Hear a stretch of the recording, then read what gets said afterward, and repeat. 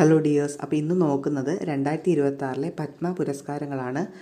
PSC പരീക്ഷകൾക്ക് important ആയിട്ടുള്ള ടോപ്പിക്കാണ് പത്മ പുരസ്കാരങ്ങൾ.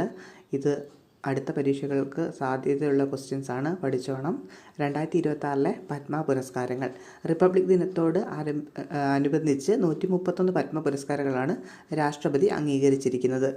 ഇതിൽ 5 പത്മവിഭൂഷൺ, 13 പത്മഭൂഷൺ, 113 പത്മശ്രീ ഉൾപ്പെടുന്നു. എത്രയാണ്? 5 പത്മവിഭൂഷൺ, 13 പത്മഭൂഷൺ, 113 പത്മശ്രീ.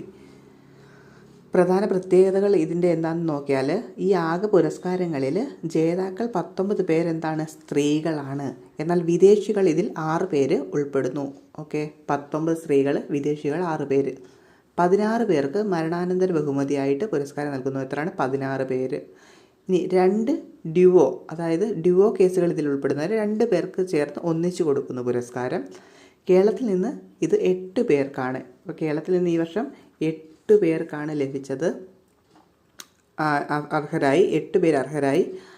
അപ്പോൾ ആരൊക്കെയാണ്? പത്മവിഭൂഷൺ നേടിയത് KT തോമസ്. എന്തിനാണ്? പബ്ലിക് അഫയേഴ്സിന് വേണ്ടിയാണ്. KT Thomas public affairs.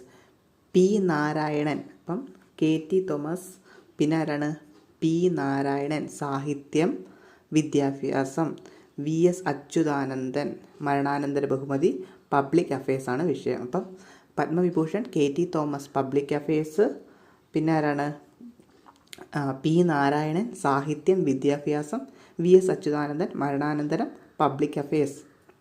ഇനി പത്മഭൂഷണാണ്. പത്മഭൂഷൺ നമുക്കറിയാം, മമ്മൂട്ടി കല, Vellappally Natesan public affairs. Okay, അപ്പോൾ പത്മഭൂഷൺ, മമ്മൂട്ടി കല, വെള്ളാപ്പള്ളി നടേശൻ പബ്ലിക് അഫയേഴ്സ്. ഇനി പത്മശ്രീ ലഭിച്ചത് AE മുത്തുനായകം ശാസ്ത്രം. പത്മശ്രീ ആർക്കാണ്? AE മുത്തുനായകം ശാസ്ത്രം.